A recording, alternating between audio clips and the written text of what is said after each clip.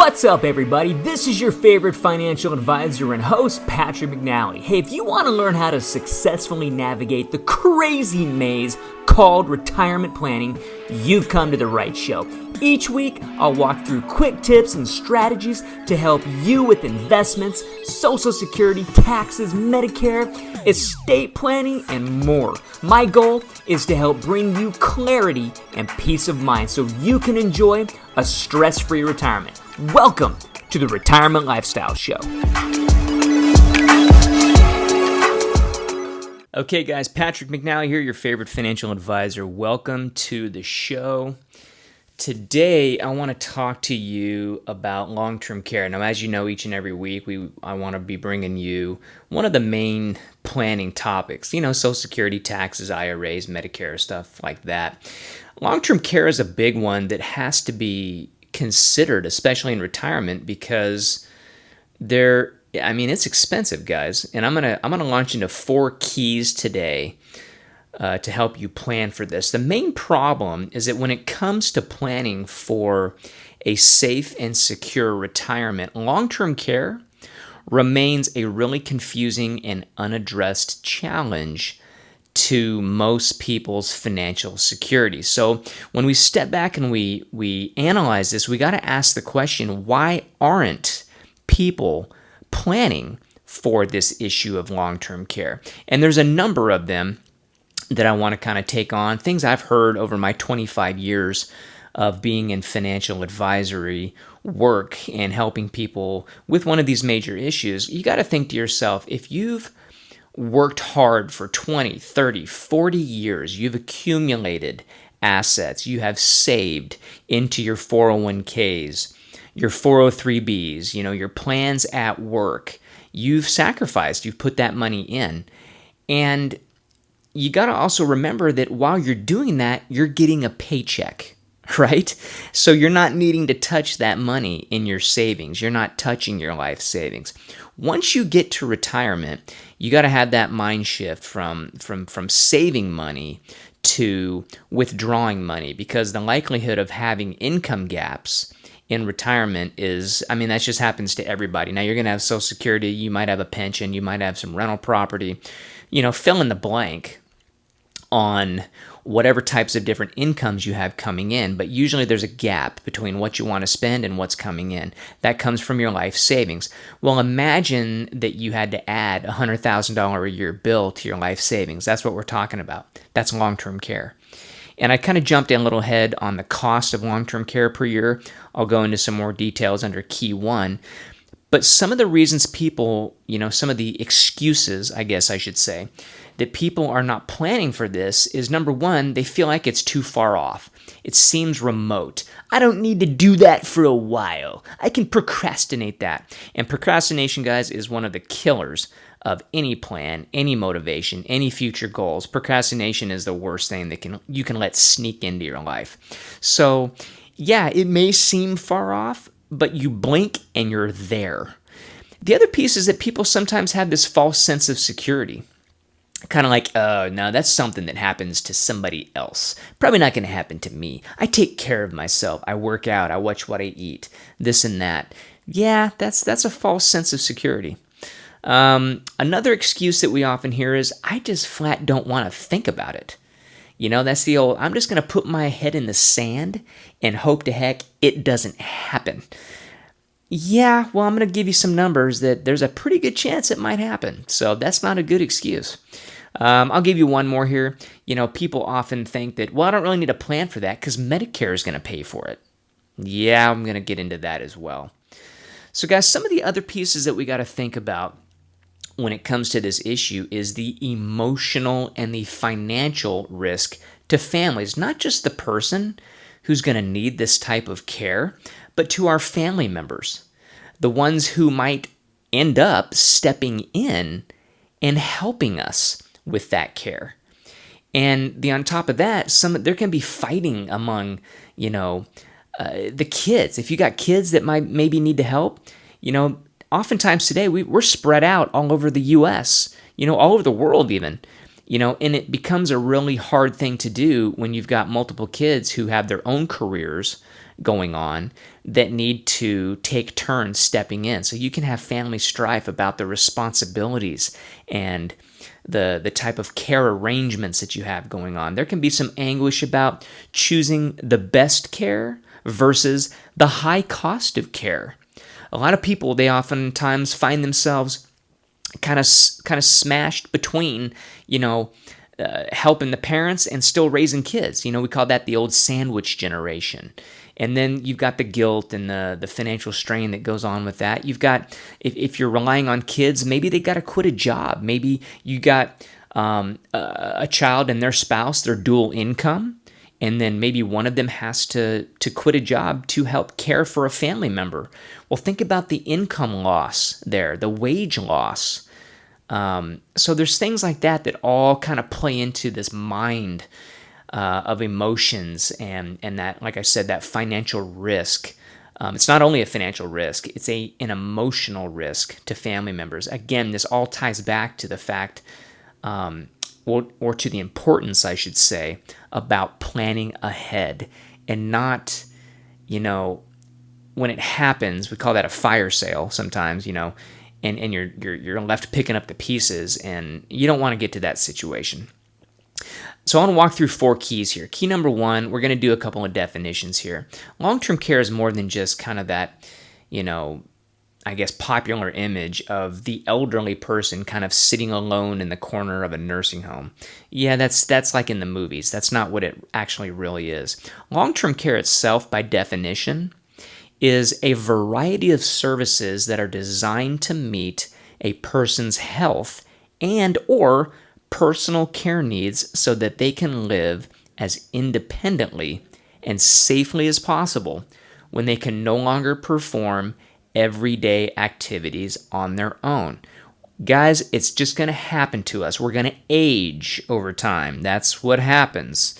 And so once we get to a certain age, things start to slow down and we tend to need some help doing what we call everyday activities, or in the insurance world, activities of daily living, ADLs. Well, what are those things? Bathing, dressing, eating, transferring, like say from a bed to a chair or a chair to a bed, toileting on your own, incontinence if you need, supervision, because those things happen in life. These are called activities of daily living. Most of these things we honestly kind of take for granted. We just do them naturally. We don't even think about doing these things. Well, one of these days, and I'm sure we all know somebody who needs help with these things, it just happens. So that brings up the question now, who actually is going to need long-term care? Let me give you a government statistic here. This isn't Patrick's statistic. These are actual numbers. Somebody turning 65 has a 70% chance of needing long-term care support going forward. So if you're the age of 65, we used to do this. Like I said, I've been doing this 25 years. Years ago, I used to say, there's a 50% chance of you needing this care. And when I was talking to couples, I'd say, okay, raise your hand, which one's going to volunteer, And it was kind of tongue-in-cheek, kind of joking around a little bit, but really serious. There was a 50% chance. Now it's a 70% chance that you might need this type of care. And the government tells us that on average, you will need 3 years of care. Okay.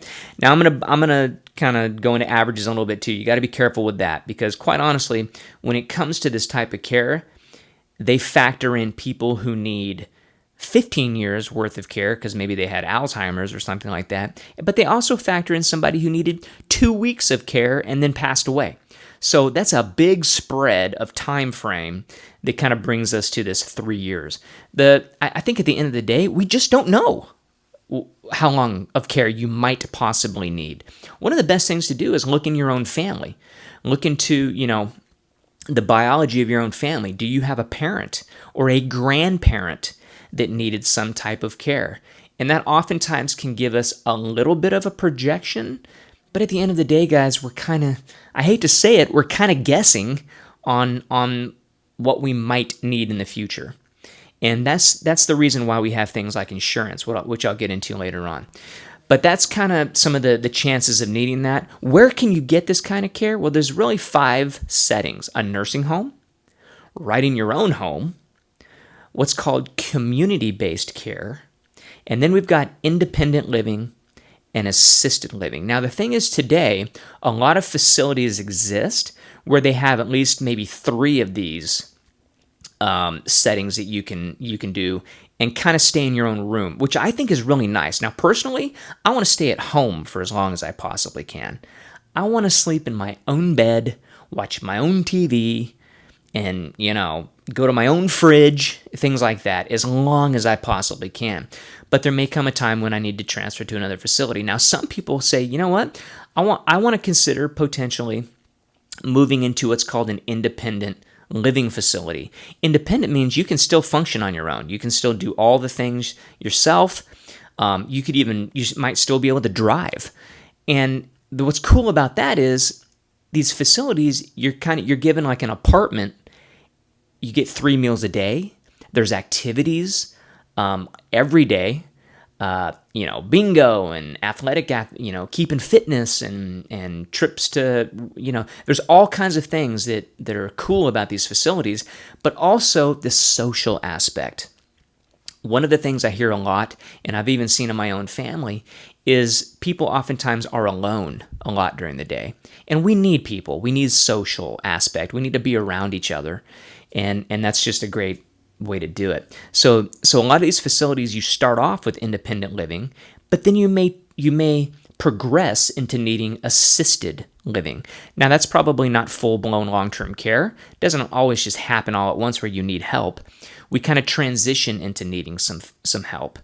And then maybe it gets to a point where you need full-blown nursing care 24-hour around the clock to make sure that you're going to do okay.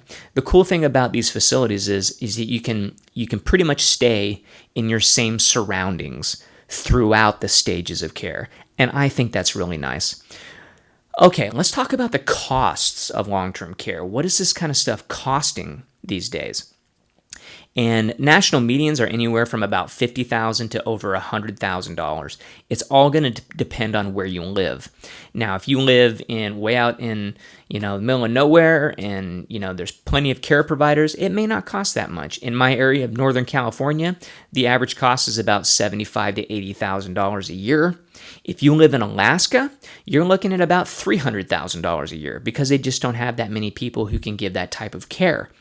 So bigger cities, sometimes the cost can be a little lower because there's oftentimes more people that provide those services. So it just depends. You can definitely look into your area and find some of those costs. But the point at the end of the day, it isn't cheap. Think about this. And I'll just go off the cost of $100,000. What you can do is look at your savings, look at your investments. How much do you have in investments? You have $500,000? Well, at $100,000 a year, there's 5 years worth of care. But you probably wanted to use that money for something else, like traveling and having fun, or maybe paying just normal bills for you yourself, or maybe you and your spouse. But what the point I want to make is that you can see how quickly that a trip to a nursing home can wipe away what took you 30 or 40 years to build. And that's why we want to think about ways that you can protect it. Here's key number 2. And this is a big one. Thinking that you can rely on Medicare or Medicaid, Medi-Cal in California, is not a plan that most people want to rely on for long-term care. And quite honestly, most people aren't going to be eligible anyway for Medi-Cal or Medicaid, which is our system of welfare. You basically have to have no assets to be able to qualify for that. But here's the big thing about Medicare. Medicare does not pay for long-term care, period. Full stop, underlined. Medicare doesn't pay for it. So get it out of your mind if you're thinking Medicare is going to pay for it. What Medicare pays for is what's called short-term care in a skilled facility.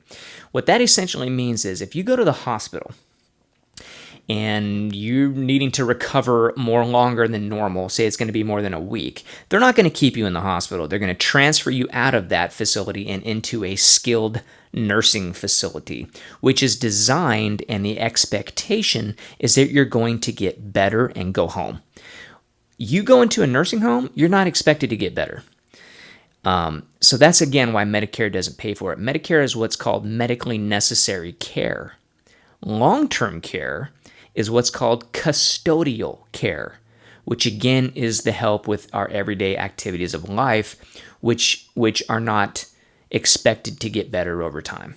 Okay? Medi-Cal in California, Medicaid everywhere else, will only pay for long-term care in low-income situations. In most states, you basically can't have any more than about $2,000 in assets, extremely limited income, like maybe one Social Security, and that's it. What happens is, even if you use up all of your assets, they're still going to look back 5 years to have you pass an eligibility test to make sure that you didn't try to do some loophole thing, like give assets away to the kids or the family, hiding kind of stuff like that. Don't do that. You're just asking for trouble. Okay, guys, so key number 3, here's the deal. So we're going to talk about insurance now. How do you pay for this? How do you protect yourself? Well, given some of these, I guess I would call historic problems with long-term care insurance, it's really understandable that most people have basically avoided making a plan, because some people just kind of give up. They're like, hey, look, I know it's expensive. I know I should probably put a plan together for this, but I'm not going to buy long-term care insurance to cover it because, geez, I can barely even afford that. And you're right. Long-term care insurance designed to pay for that $100,000 a year bill, you got to pay for that. It's like any other insurance that we have. Your auto insurance, your homeowner's insurance, your life insurance. You got to pay a premium. And long-term care is not cheap. And so that's really kind of soured people even on just doing any planning at all. The cool thing is that insurance companies have evolved over time, and they've offered different products to be able to give choices. Because one of the number one concerns with traditional long-term care insurance is this. Number one, it's expensive. But number two, if you don't end up using the insurance, and let's say you paid on it for 20 years and you passed away peacefully in your sleep, the way we all want to go, and you didn't use that insurance, number one, I wouldn't be upset. But number two, they don't pay all that money back to your family. Okay? They don't say, yeah, we know you paid in, 50 grand or whatever you paid, over that time period, but they keep the money. And so that's what's kind of soured people on it. Well, today there are newer insurance products that are designed to take, basically, in my opinion, to wash that problem off the board. You can use life insurance, you can use annuities, and you can add long-term care options to those contracts. And so the money will stay with the family. Life insurance, for example. Now, don't just run out and do something here. This is not a recommendation or advice. Talk to a planner or somebody you trust. But life insurance, for example, if you added a long-term care benefit to it, you could literally do what's called accelerating the death benefit to you while you're alive. So if you had a $500,000 death benefit life insurance, well, there's the $500,000 that you could use and put towards a long-term care need. Pretty cool. If you passed away 2 years later and there was still $300,000 of benefit in that life insurance policy, well, guess what? $300,000 of tax-free money goes to the family. So that is how you can effectively make up paying in any premiums. Because if, like my older example before, if you paid in for 20 years and then passed away peacefully in your sleep, well, guess what? Your family gets $500,000 tax-free, way more than makes up for the premiums you paid into the policy. And so there's the win-win. You can do stuff with annuities, and there's other things you can do with reverse mortgages and stuff like that. So there's my point is this: there's planning options available. You just got to do a little bit of work. Talk to an advisor. They can be able to help you out.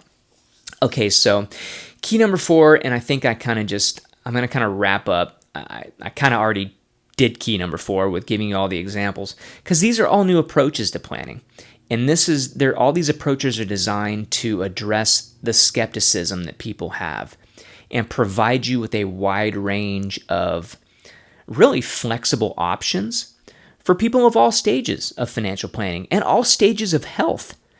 You may not be able to qualify for a life insurance policy because you might have some pre-existing conditions. Well, let's look at potentially using an annuity contract to help with that. You don't have to qualify for an annuity contract, with your health. So there are ways to plan for this, and there just really shouldn't be any of this, I guess I'll just see what happens kind of mentality anymore. So that solution is really, in order to feel safe and secure and have what I always tell our clients, our number one goal for you is peace of mind in retirement. What you need is a custom approach, a plan for how you're going to pay for long-term care. And guys, if you want, I actually have a pretty cool checklist for long-term care. I call it the Long-Term Care Planning Options Guide. If you wanted a copy of this, I want you to visit the website, go to patrickmcnally.com. And the easiest thing to do would just be to send me an email or send me a text. Our office phone number on the website, you can text that. And just text me your email, and I will send this to you in a PDF. It's absolutely free. It talks about all the different options, traditional insurance, life insurance, annuities, reverse mortgages, all that kind of stuff to help kind of start the wheels turning in your head to give you some different ideas on how you want to do that. As always, if you wanted to schedule a free phone call with me, you can. Free 30-minute phone call. Would be glad to answer any questions that you have and steer you in the right direction there. But always, use a professional, talk to an advisor, talk to your current planners, whoever you're working with, to help you put a plan together for this. That's it for the show today. I want to thank you for taking your time listening to Retirement Lifestyles, and I'll be back at it next week.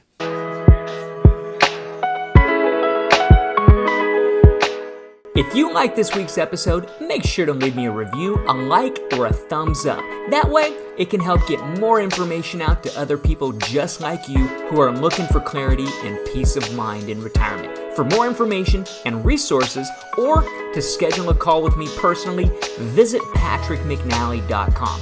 Also, remember, the information I share on this show is for general purposes only. It's not intended as personal financial advice. As the owner of Retirement Lifestyles Advisors, a registered investment advisory firm and fiduciary, I want to always remind you, visit your financial or tax professional, attorney, or trusted advisor before you ever implement anything you heard on this show. Thanks for listening, and I wish you the best in retirement.